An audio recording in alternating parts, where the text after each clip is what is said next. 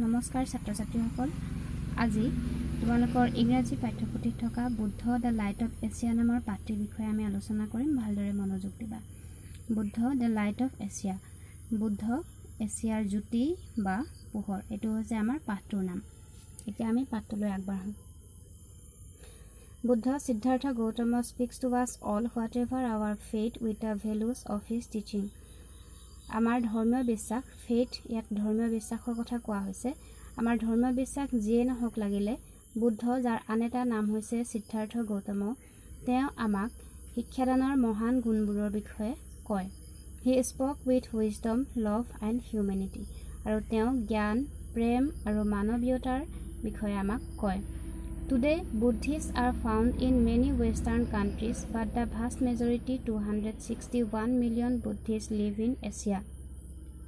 বৰ্তমান বহুতো পশ্চিমীয়া দেশত বুদ্ধিষ্টসকলক পোৱা যায় কিন্তু বুদ্ধিষ্টৰ এটা বিশাল সংখ্যক ভাগ 261 মিলিয়ন বুদ্ধিষ্ট এতিয়াও এছিয়া মহাদেশতে বাস কৰে Buddha's teaching were not recorded till after many centuries but passed on orally.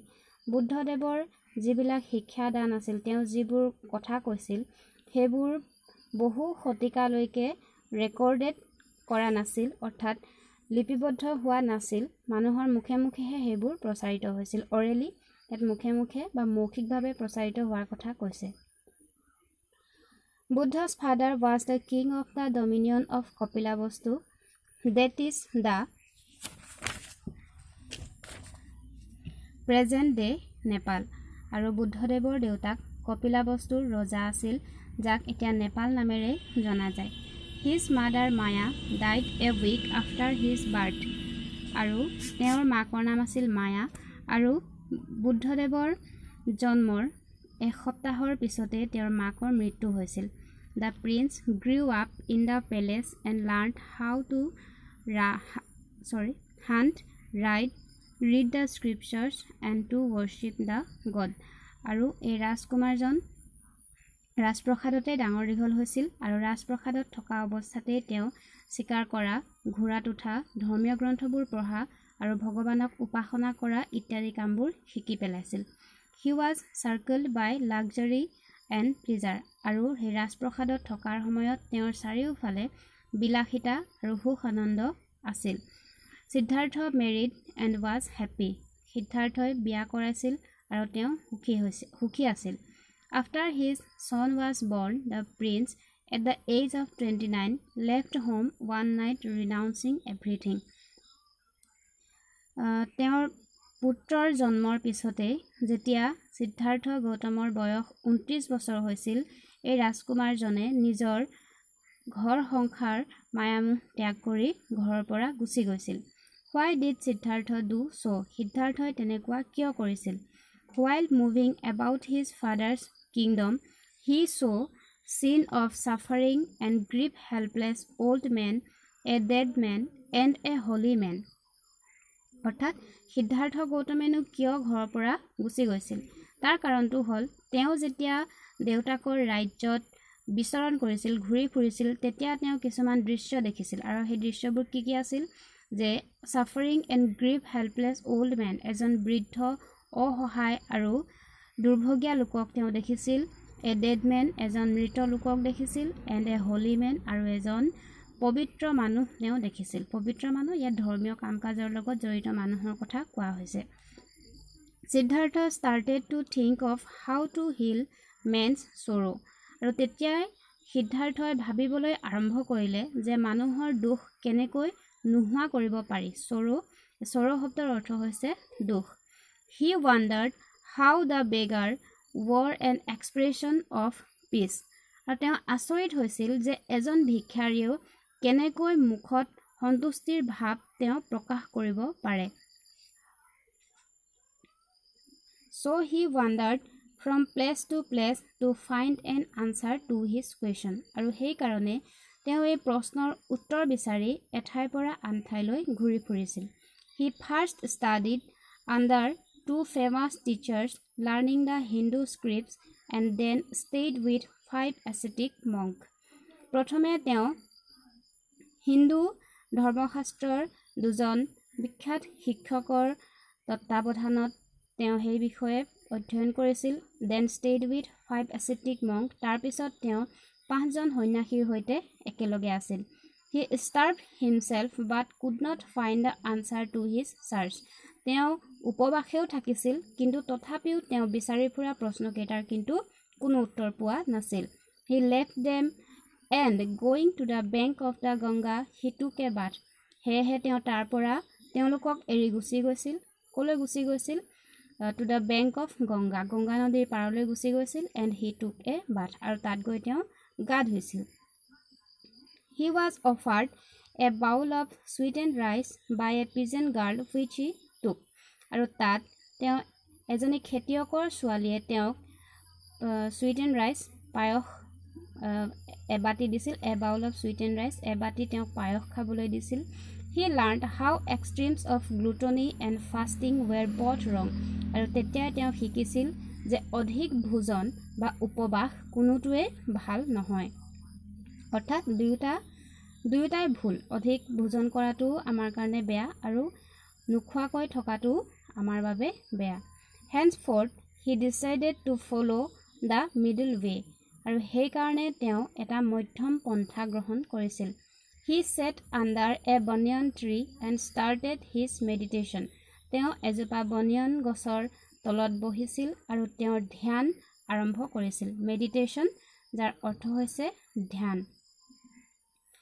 He did not move for 7 days and nights, and then he saw the light and became the enlightened one, আৰু সেই গছজোপাৰ তলত তেওঁ 7 দিন বহি আছিল।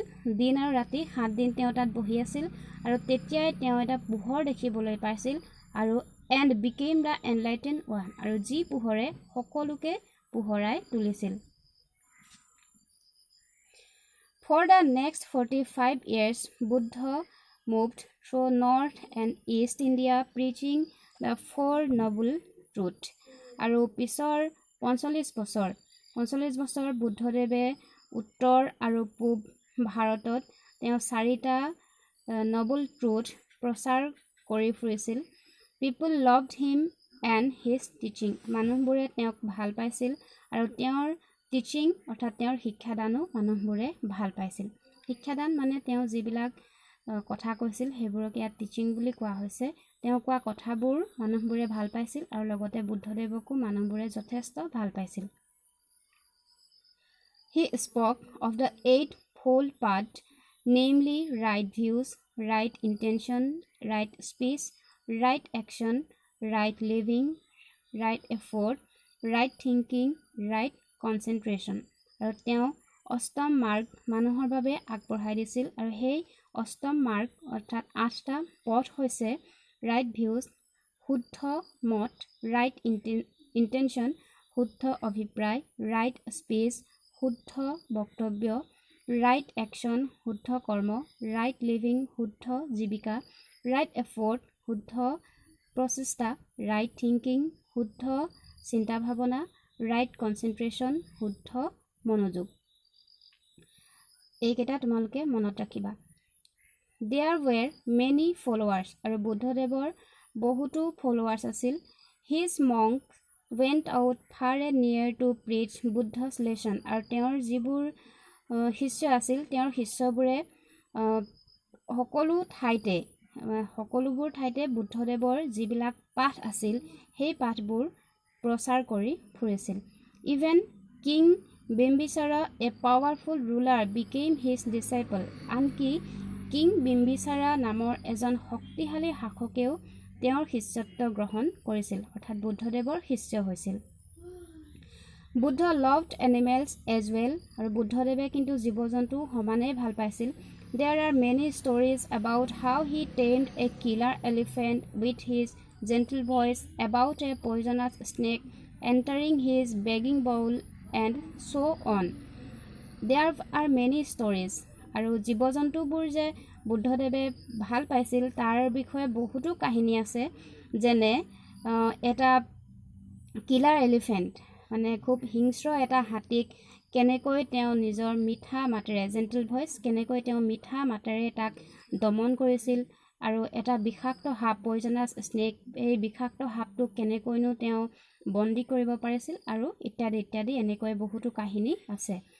At the age of 80, he went to a place called Kusinara, where his favorite disciple Ananda prepared a bed for him beneath the trees.